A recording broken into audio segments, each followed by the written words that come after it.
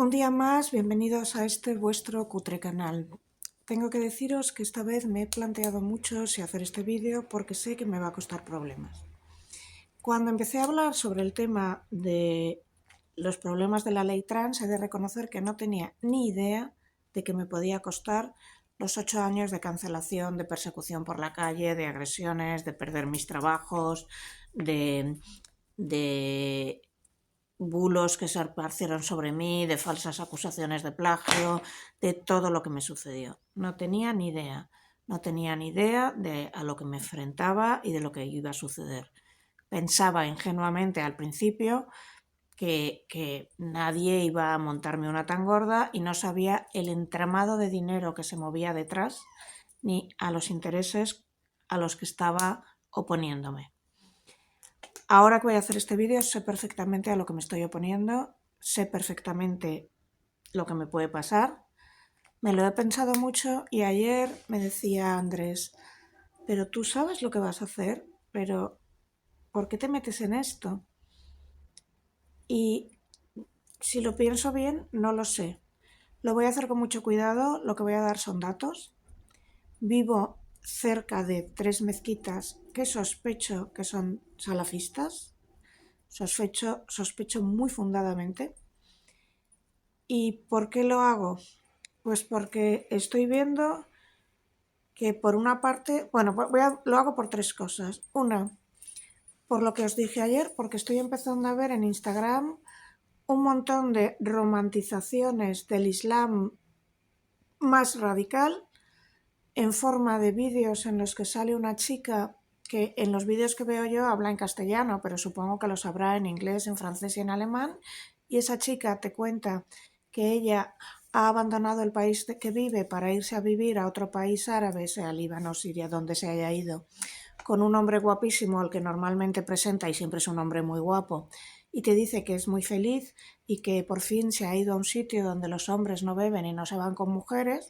Claro que no beben, esto es lógico, y que no se van con mujeres, bueno, habría que decirlo, pero en principio porque no les dan la oportunidad, claro. Y me suenan a vídeos de captación.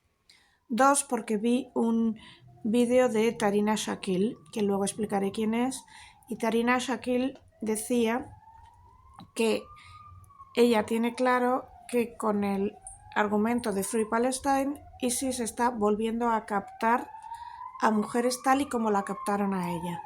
Tarina Shakil fue condenada a 6 años de prisión por colaborar con el ISIS. Al final estuvo 2 años en prisión porque pactó con el gobierno británico, hizo un programa de desradicalización y actualmente lo que hace son conferencias para intentar explicar cómo funcionan los métodos de captación del ISIS y de otros sistemas yihadistas, y recibe muchísimo odio, pero en los que se dice miente, pero tanto se dice por parte de no musulmanes, miente, todavía es yihadista, como por parte de musulmanes, miente, se lo inventa todo. Luego me ha dado pánico ver por parte de ex amigas y ex conocidas escuchar una y otra vez la afirmación Hamás no es un grupo terrorista. Esto me ha entrado terror leerlo, porque todas las chicas que fueron captadas por el ISIS, Tarina entre ellas y muchísimas más, se captaban con la idea de que ISIS no era un grupo terrorista, de que ISIS era una comunidad musulmana y de que ellos estaban apoyando a los pobres sirios que lo estaban pasando muy mal. Y esto es lo que empiezo a ver que está calando entre, atención, ex amigas mías. Hamás no es un grupo terrorista, Hamás es un ejército de liberación de unos palestinos que lo están pasando muy mal. Esto me aterra.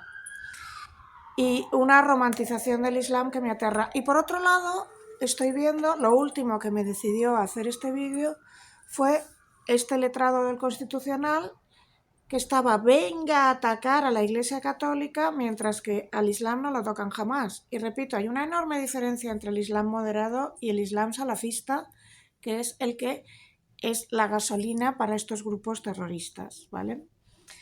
que son extremadamente peligrosos, como ha quedado, creo, demostrado de sobra, y que además son como hidras de muchas cabezas.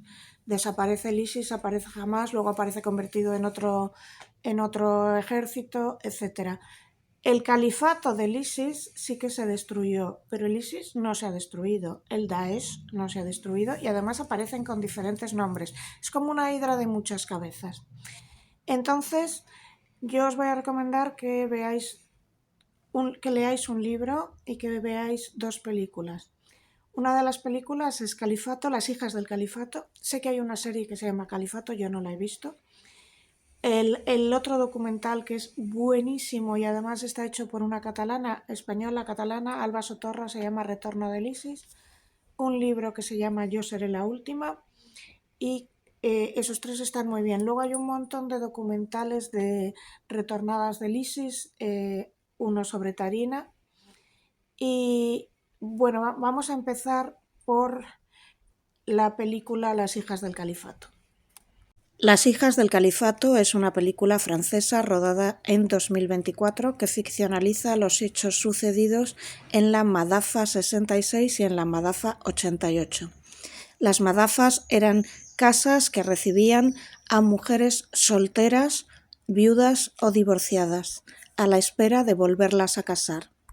Las madafas 66 y 88 estaban dirigidas por la tristemente famosa Adam. Adam era la yihadista marroquí Fatiha Mejadi, también conocida como la viuda negra del ISIS. A esta mujer nadie ha podido verle el rostro excepto las mujeres que tuvieron la desgracia de convivir con ella. Adam dirigía estas dos madafas y otras. Era la viuda de uno de los más famosos dirigentes del movimiento ISIS. Adam era la viuda de Karim Mejati, un mártir yihadista, y la madre de Adam Mejati, otro mártir yihadista, es decir, viuda y madre de mártires, lo cual la hacía excepcionalmente valiosa en teoría.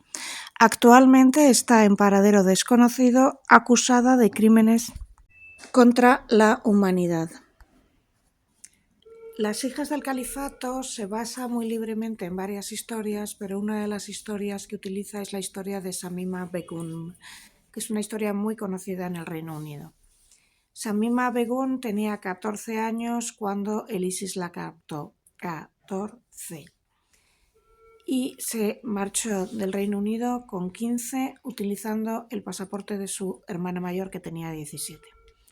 Shamima se llevaba muy mal con su madre y muy mal con sus hermanas y era una adolescente extremadamente tímida y muy inteligente.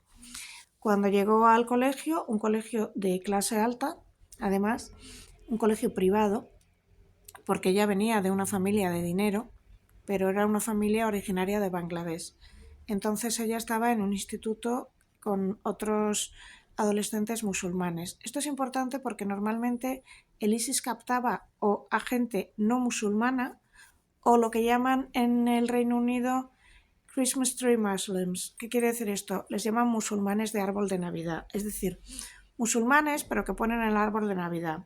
En España hay mucho católico que igual ha sido bautizado y que, bueno, hizo la comunión pero que nunca va a misa y que si le preguntas cosas básicas como, no sé, cuándo se celebra la Pascua, te dirían que no tienen ni idea, o si le preguntas que te digan los 10 mandamientos, no sabrían recitarlos o cosas por el estilo, ¿no?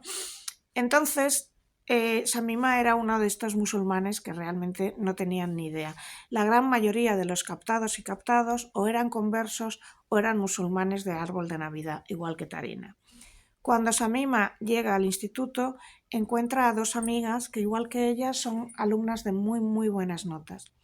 Shamima nunca había tenido un novio ni amigas, y es la primera vez que tiene amigas y es la primera vez que empieza a ser, comillas, popular. No exactamente popular, esto es importante, sino respetada.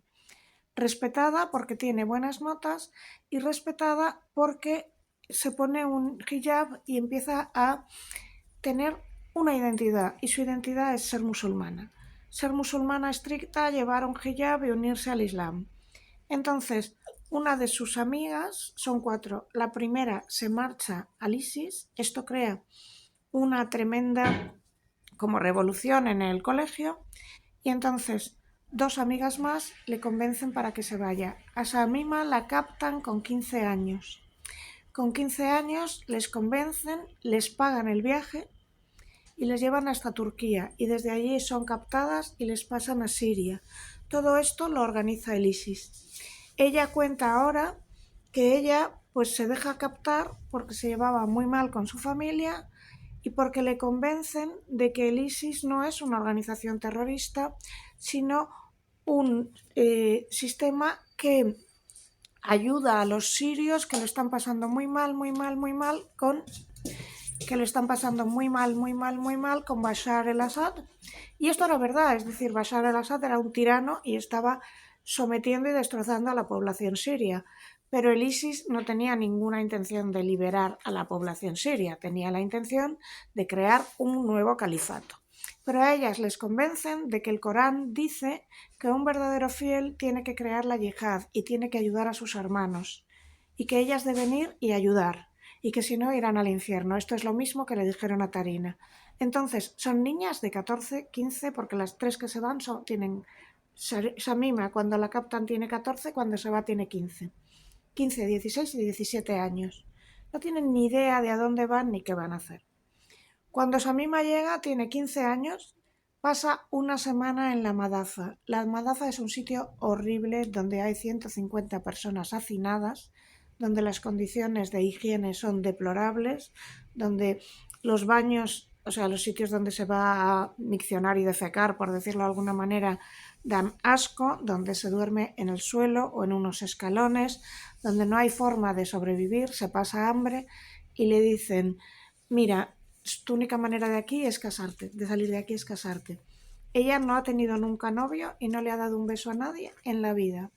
Entonces le presentan a un chico, que es este chico, que se llama Jagor Yedik, que es holandés y que también había sido captado, que también había sido un adolescente problemático, muy inteligente, con problemas en su casa, exactamente el mismo camino.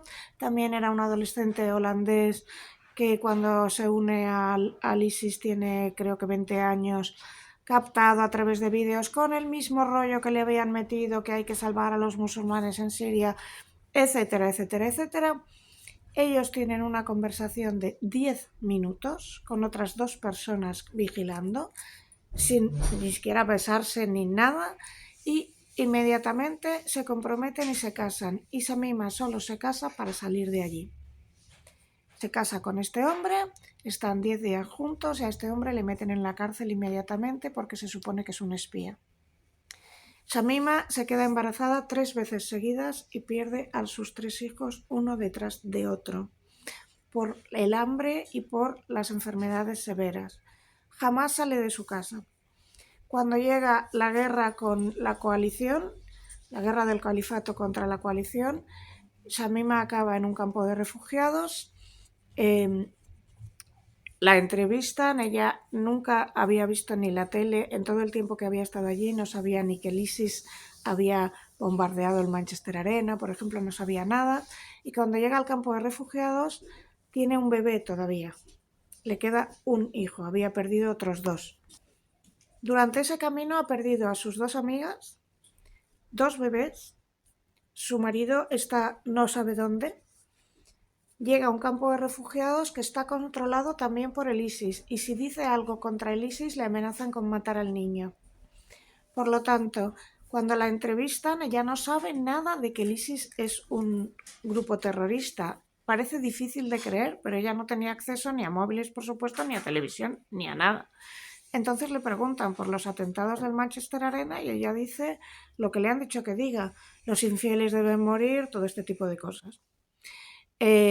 Se convierte en el enemigo público número 1 del Reino Unido. El Reino Unido le retira la nacionalidad y el caso es que Shamima ahora tiene 26 o 27 años, está abandonada en un campo de refugiados en Siria, no puede volver.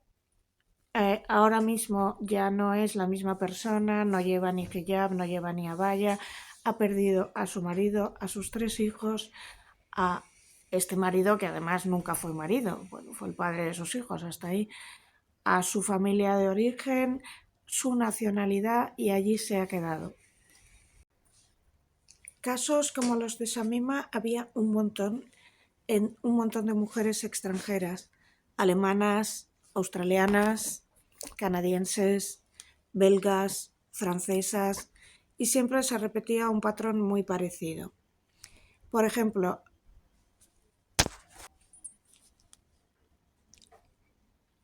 en el caso de ¿cómo se llamaba? Tarina Sakil fue captada por un hombre.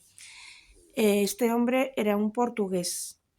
Entonces, ella salía de una relación espantosa con muchísima violencia de género y empezó a entrar en internet y había un hombre que era portugués converso al Islam y que se había ido a Siria y que estaba luchando en Siria. Él le empezó a decir que allí estaban luchando para liberar a los sirios y que si ella era musulmana, que el Islam le exigía que fuera allí, que si ella no iba era una mala musulmana. Esto lo repiten todas las que fueron, que lo que les contaban era que el Islam les pedía que fueran allí porque si no iban eran malas musulmanas. Había 2 versiones.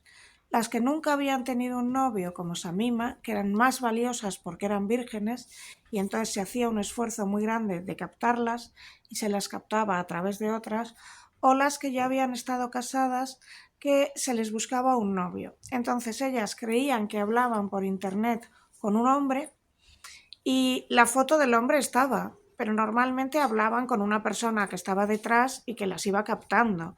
No necesariamente era ese hombre. A veces llegaban y se encontraban con ese hombre, efectivamente, y a veces cuando llegaban le decían que ese hombre había muerto como un mártir y que se tenían que casar con otro. La cuestión era que si llegaban a la madafa, en la madafa les quitaban el pasaporte y el móvil y el dinero y todo. Y la única forma de salir de la madafa era casándose, no había otra. Y les iban presentando a hombres y bueno, sí, podían decir que sí a uno o a dos, pero antes o después tendrían que decir que sí a alguno, se tenían que casar. Y la forma de casarse era tener una entrevista de máximo 10 minutos con 2 personas mirando y elegir a uno y el que te tocara. Y que tu función era pues tener hijos. Volvamos a un madame que lo que hacía era negocio, porque un madame captaba a chicas jóvenes como Shamima. Shamima era muy valiosa porque era una menor de edad y era garantizada virgen, entonces era más valiosa que las demás y por eso se pagaba.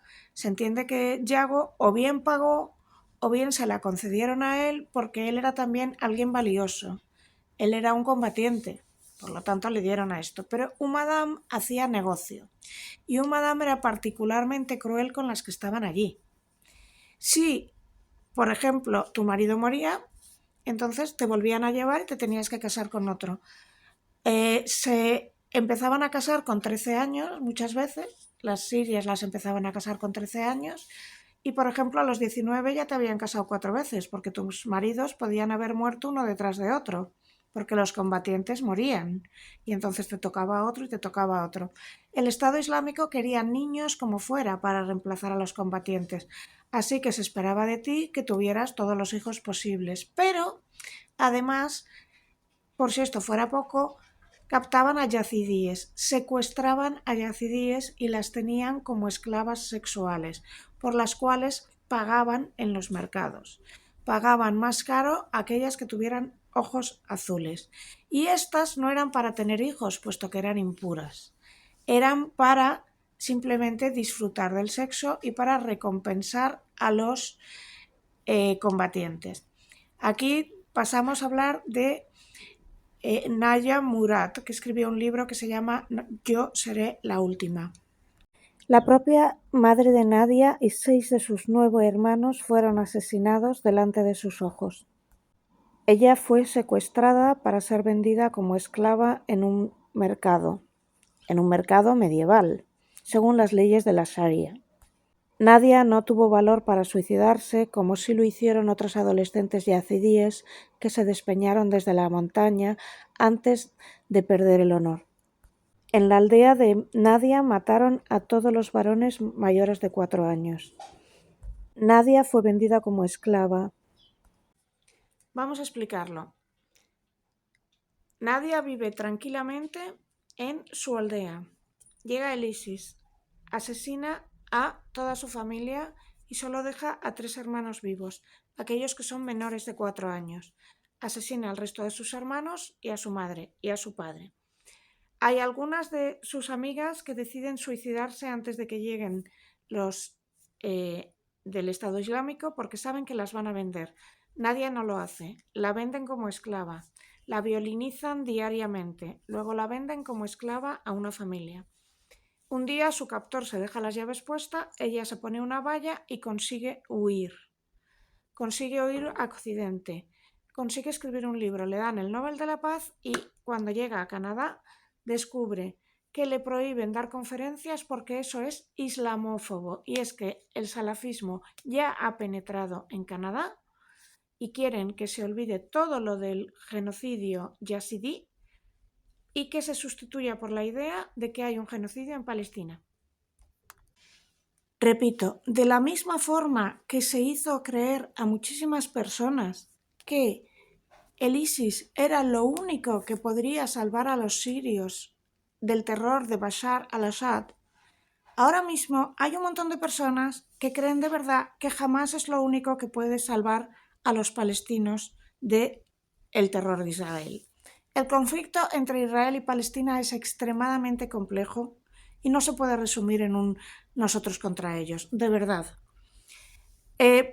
Gaza lleva 25 años de dictadura de Hamás, allí llevan 25 años sin elecciones y Palestina está dividida en 2 territorios, Cisjordania y Gaza. Cisjordania está dirigida, ruled, ¿cómo se dice? Gobernada. Cisjordania está gobernada por la autoridad palestina y Gaza vive bajo una dictadura, la dictadura de Hamás, que es un ejército terrorista. De verdad que es un ejército terrorista y yo me quedo escandalizada cuando veo que me dicen que Hamás no es un ejército terrorista. Sí lo es, pero han logrado sembrar la misma confusión que sembraron entre tantas mujeres que pensaban que ISIS no era un ejército terrorista. Entre ellas, 3 mujeres españolas. 4. La primera, Tomasa Pérez, la madre de este chico que quizá recordaréis que salió en un vídeo, este chico cordobés cuyo nombre realmente no lo sé, todo el mundo lo llamaba el hijo de la Tomasa porque tenía un nombre árabe. Se llamaba Muhammad Yassim Asram Pérez. Bueno, en este vídeo ha aparecido mi hija un montón de veces, ha puesto 500 lavadoras, bueno, vídeos domésticos, ya sabéis. El hijo de la Tomasa se llamaba Muhammad Yassim Asram Pérez y su madre se llamaba Tomasa Pérez Mollejas. Es decir, el califato del ISIS fue una autoproclamación en julio del 2014 de un gobierno yihadista liderado por el Estado Islámico, o ISIS, o Daesh, o como queráis llamarlo, que controló un territorio entre Siria e Irak, cuya capital era Raqqa, con un califa al frente. El califa se llamaba Abu Bakr al-Baghdadi. Y perdió el califato en 2017 porque aunque la capital era Raqqa, el centro tecnológico y operativo estaba en Mosul. Aunque el califato cayó, el ISIS y el Daesh sigue operativo, esto es muy importante. Tomasa, y esto es muy interesante para mí, era una chica cordobesa que se casó a los 17 años con un marroquí, a los 17. Entonces, cuando fueron a entrevistar a su familia se negó a hablar, pero entrevistaron a una vecina. Y decía 2 cosas que me llamaron la atención. La vecina hablaba con un acento cordobés, que no voy a imitar para que luego no me llaméis racista, pero con un acento cordobés muy marcado. Una era que no ventilaban la casa. y que, bueno, cualquier cordobés entiende que una casa hay que ventilarla. Yo también no soy cordobesa y pienso lo mismo, pero claro, no ventilaban la casa, obviamente, para que no se viera lo que había dentro. Pero decías que era una chica muy mujercita, ya desde pequeña hacía las tareas de su casa. Claro, ya desde pequeña era una niña educada para hacer las cosas de casa. Fue fácil captarla para que se fuera a vivir con un señor que la pudo adiestrar en la sumisión, esa fue la pena. Entonces Tomasa, que era una chica para su entorno, una chica muy normal, muy buena chica, muy guapa, muy linda, decían todos. Y cuando ves las fotos, una chica muy guapa, la captó este señor, la convenció y se la llevó. En España ahora mismo hay una penetración salafista muy grande. ¿Qué es el salafismo? Pues es un ala radical del Islam que cree en la yihad, cree que hay que implantar el Islam, cree que un buen musulmán tiene que luchar para implantar el Islam. Y es esa idea la que convenció a un montón de mujeres a irse a luchar por el Islam. Ahora mismo es el que está convenciendo a un montón de mujeres a mi alrededor de que jamás no es terrorista. Yo estoy, vamos, no me lo creo, de que lo que está pasando en Palestina es un genocidio, pero lo que pasó con los yazidíes no lo es. Y de que, por tanto, Nadia Murad no podía dar una conferencia porque eso era islamofobia. Se me explota la cabeza. Mujeres a mi alrededor, cultas, peleándose conmigo, diciéndome que jamás no es un ejército terrorista. Los votantes de Podemos diciendo que jamás no es un ejército terrorista. Yolanda Díaz repitiendo proclamas de jamás. Gente de mi parroquia diciendo ayer en las laudes que lo de Palestina era un genocidio. Mire, es un crimen contra la humanidad, muchas cosas, pero no es un genocidio. Genocidio fue lo de los yazidíes. Genocidio fue entrar en un sitio y matar a todos los de una aldea mayores de 4 años. Y eso lo siento, pero no se ha hecho en Palestina de momento. Genocidio fue llevarse a todas las mujeres como esclavas sexuales y venderlas en un mercado. ¿Vale? La penetración salafista en España ya se está yendo. Hay un montón de mezquitas salafistas. La mezquita de Salt se demostró, en Salta creo que hay 5 mezquitas, pero una de ellas era salafista. Las 3 que están en Lavapiés son muy sospechosas de serlo. Cuando ves a una mujer por la calle con niqab, y en Lavapiés lo estamos viendo, eso es salafismo. Llevar esta cosa así, una valla y un niqab, es decir, una especie de tienda de campaña que solo permite ver los ojos, eso es salafismo. Llevar hijab, este pañuelo que va así, no es una cosa inocente y demás, quiere decir que eres afín a la versión fundamentalista del Islam, porque el Corán en ningún momento te exige que lleves un velo. Estamos dejando entrar con la excusa de la tolerancia religiosa a una ideología tremendamente peligrosa que nada tiene que ver con el Corán, sino con los hadiths, que son unos añadidos islámicos, que son como el catecismo cuando se añade al Nuevo Testamento, pero que los hadiths son medievales y que no tienen nada que ver con el Islam en realidad, que son añadidos. Y que además sucede una cosa, nosotros tenemos un papa. Lo que dice el papa va a misa, nunca mejor dicho, es dogma. Pero en el Islam no hay un papa, entonces cada uno interpreta como le da la gana y el salafismo es peligroso, muy peligroso. Esta nueva moda de empezar a criticar al catolicismo a saco, pero el Islam callarse, a mí me da mucho miedo, porque es intentar cargarse una religión mientras dejamos que entre otra. Y esa versión radicalizada de una religión es atenta contra los derechos de las mujeres y de los niños. Ha sido muy complicado hacer este vídeo, primero por el miedo que he tenido a contarte según qué cosas y segundo porque hay gente en casa, estaban pasando todo el rato, habéis visto que sonaba la lavadora, el perro, ¿cómo se dice? La ambulancia, el no sé qué, y bueno, pues ha sido un rodaje un poco accidentado, pero ya sabéis que si queréis, suscríbete, deja un mensaje, el que sea hola reina, es fundamental, por favor, os lo ruego, porque si no me ponéis en peligro, que los mensajes contra el salafismo lo que queráis, pero sed respetuosos con el Islam, no digáis burradas porque me ponéis en peligro a mí, ¿vale? Los voy a tener que borrar uno por uno. Si vas a decir una barbaridad, no la digas, quítala, porque me pones en peligro a mí. Vivo en el centro de Madrid y soy reconocible, tenlo en cuenta. Si quieres decir una barbaridad contra el Islam, la dices en tu perfil, que para eso lo tienes. Si quieres argumentar con lógica, argumenta. Es un tema lo suficientemente serio como para que no digas burradas, por favor. Deja un mensaje: hola reina, vale, esto es para subir el algoritmo y que el vídeo rule. Envíaselos a tus amigos, dale like, y si quieres dejar 1 euro para que el canal se mueva, puedes hacerlo aquí y aquí. Muchísimas gracias por haber llegado hasta aquí. Esto es muy importante. Los yazidíes no les habían hecho nada al ejército islámico, no luchaban contra ellos, eran campesinos que vivían en una zona de Irak. ¿Por qué fueron contra ellos? Para llevarse a sus mujeres y disponer de esclavas sexuales, y porque eran infieles y ya está. Querían eliminarlos y exterminarlos sin más. Eso sí fue un genocidio. Eso fue un genocidio del que no se habla nunca, porque no conviene. Y sin embargo, estamos todo el rato hablando del genocidio de Palestina. Pensad en por qué, ¿vale? Nadia sobrevivió porque su captor, su dueño, ella era una esclava, la habían vendido en un mercado, se dejó la puerta abierta, ella se puso una valla, este traje negro que veis que tiene una rajita aquí, salió y por una serie de coincidencias muy afortunadas logró escapar y llegar a Occidente. Allí le concedieron el premio Nobel y, ahora viene lo fuerte, cuando llegó a Canadá e iba a dar una conferencia, se prohibió esta conferencia por islamofobia. ¿Por qué?